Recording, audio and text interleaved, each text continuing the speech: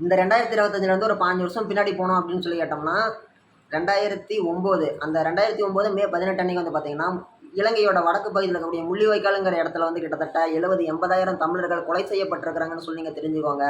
ஒரே நாளில் எப்படி சார் 70-80,000 பேர் செத்து போயிருப்பாங்கன்னு சொல்லி கேட்டிங்கன்னா, ஆமாம், குண்டுமழை பொழியுது அந்த காலகட்டங்கள்ல அந்த இடத்துல. எப்படி எல்லாரும் இந்த மாதிரி குண்டுமழை பொழியிற இடத்துல போய் சேர்ந்தாங்கன்னு சொல்லி கேட்டிங்கன்னா, ஆமாம், ஒரு வஞ்சக சூழ்ச்சியின் அடிப்படையில் அவங்களாம் அங்கே போய் மாட்டிக்கிட்டாங்க. எலிப்பொறிம்பாங்க இல்லைங்களா, அந்த மாதிரி ஒரு வஞ்சக சூழ்ச்சி அதன் பின்னணியின் காரணமாக இவங்க போய் தெரியாமல் மாட்டிக்கிட்டாங்க. தமிழீழ போர் அப்படிங்கிறது வந்து பார்த்தீங்கன்னா, விடுதலை புலிகளினோட தலைவர் கேப்டன் பிரபாகரன் அவர்களுக்கும், அதே மாரி இலங்கை இராணுவத்துக்கும், அந்த இலங்கை இராணுவத்துக்கு அதிபரா இருந்தவர் வந்து பார்த்தீங்கன்னா, இலங்கையோட அதிபர் ராஜபக்சே. அவருக்கும் கேப்டன் பிரபாகரன் இவங்க 2 பேருக்கும் இடையில வந்து பார்த்தீங்கன்னா, ஒரு மிகப்பெரிய யுத்தம் அப்படிங்கிறது நடந்துட்டு இருந்துச்சு. தமிழீழ விடுதலை போர் அப்படின்னு சொல்லிட்டு. இத வந்து 1983ல சின்ன சின்னதா ஆரம்பிச்சது. கிட்டத்தட்ட 2009 காலகட்டங்கள்ல உச்சகட்ட போர் நிலைய அடைஞ்சிச்சு. அந்த காலகட்டங்கள்ல இந்திய ஆட்சி செஞ்ச கவர்மெண்ட் காங்கிரஸ் பார்ட்டி. கீழே வந்து டிஎம்கே பார்ட்டி ரூல் பண்ணிகிட்டு இருந்தாங்க. அந்த காலகட்டங்களில் மே 18 அன்னைக்கு வந்து கலைஞர் கருணாநிதி ஐயா அன்னைக்கு முதலமைச்சர் வந்து உண்ணாவிரதம் இருக்கிறாரு. உண்ணாவிரதம் காலையில் 6லேருந்து மத்தியானம் 12:30 வரைக்கும் உண்ணாவிரதம் இருந்துட்டு இருக்கும்போது, அப்போதைய ரூலிங் பார்ட்டியோடைய சென்ட்ரல் ஃபினான்ஸ் மினிஸ்டர், மத்திய நிதியமைச்சர் ப. சிதம்பரம் என்ன சொல்கிறாரு, அவர் மூலியமாக டிஎம்கேக்கு ஒரு தகவல் தெரிவிக்கப்படுகிறது.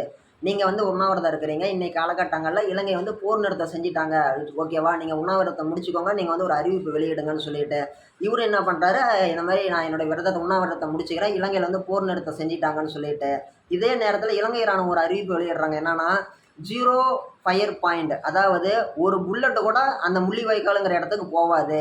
இந்த இடத்துல வந்து பார்த்தீங்கன்னா இலங்கை இராணுவத்துக்கும் விடுதலை புலிகளுக்கும் இடையில போர் நடக்குது. அப்பாவி தமிழர்கள் யாருமே இதில் இறந்து போகக்கூடாதுன்னு சொல்லி இலங்கை இராணுவம் விரும்புது. அதனால யார் யாரெல்லாம் வாழணும்னு ஆசைப்படுறீங்களோ, தமிழர்களாக இருந்தாலும் சரி, சிங்களர்களாக இருந்தாலும் சரி, இதில் பெரும்பாலும் தமிழர்கள் தான் பாதிக்கப்படுறீங்க. அவங்கெல்லாம் இலங்கையில் இருக்கக்கூடிய வடக்கு பகுதியான முள்ளிவாய்க்கால் அப்படிங்கிற இடத்துக்கு வந்துருங்கன்னு சொல்லி ஒரு அறிவிப்பு வெளியிடுறாங்க. யார்? ராணுவம். அந்த பேச்சை நம்பி கிட்டத்தட்ட 70-80,000 மக்கள் வந்து முள்ளிவாய்க்காலுங்கிற இடத்துல போய் ஆல்ட் ஆகுறாங்க. அந்த ஆல்ட் ஆன ஒரு சில மணி நேரங்கள்லேயே வானத்தில் பறக்கக்கூடிய விமானத்திலேருந்து நூற்றுக்கணக்கான வெடிகுண்டுகள் அவங்க மேலே வீசி கொலை செய்யப்பட்டது. இது வந்து உலகளவில் மிகப்பெரிய பரபரப்பாக பார்க்கப்பட்டுச்சு. எவ்வளவோ மனித உரிமை அமைப்புகளாக இருந்தாலும் சரி, எத்தனையோ ஆளுங்கள்லாம் என்ன பண்ணுறாங்க, கோர்ட்டுக்கு போய் அப்பீல் பண்ணுறாங்க. ராஜபக்சேவை கொண்டு போய் நம்ம வந்து ஐநா சபையில் நிறுத்தணும், அவருக்கு வந்து தண்டனை வாங்கி கொடுக்கணுன்ட்டு. ஆனால் எந்த ஒரு சூழ்நிலையிலுமே அவர் வந்து எதுலேயுமே மாட்டல. அது எல்லாத்துலேயுமே தப்பிச்சு போயிட்டார்.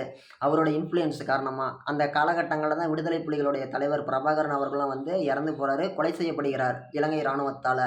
அதுக்கப்புறமேட்டு விடுதலை புலிகளை லீட் பண்ணி கொண்டு போகிற ஆளுங்க எல்லாருமே வந்து தனித்தனியாக பிரிஞ்சு போக வேண்டிய சூழ்நிலைங்கிறது ஏற்பட்டுச்சு. அதன் காரணமாக முள்ளிவாய்க்கால் அப்படிங்கிற ஒரு இடம் வந்து இன்றைக்கி வந்து ஒரு நினைவாக மட்டும்தான் இருக்குது. ஆனால் இந்த காலகட்டங்களில் இன்றைக்கி தலைமுறையினருக்கு முள்ளிவாய்க்கால்னு சொல்லி கேட்டாலே தெரியாது. அது என்னப்பா சம்திங் ஏதோ ஒரு இடமாட்டிருக்கன்ட்டு அதெல்லாம் மூடி மறைக்கிற விதமாக இன்றைக்கும் ஒரு சில இடங்கள்ல மே 18ஆம் தேதி கலை நிகழ்ச்சிகள்லாம் நடத்துகிறாங்க. கொஞ்சம் கொஞ்சமாக பல விஷயங்களை மறக்கடிக்கணும்னு நினைக்கிறாங்களோ என்னமோ தெரியல.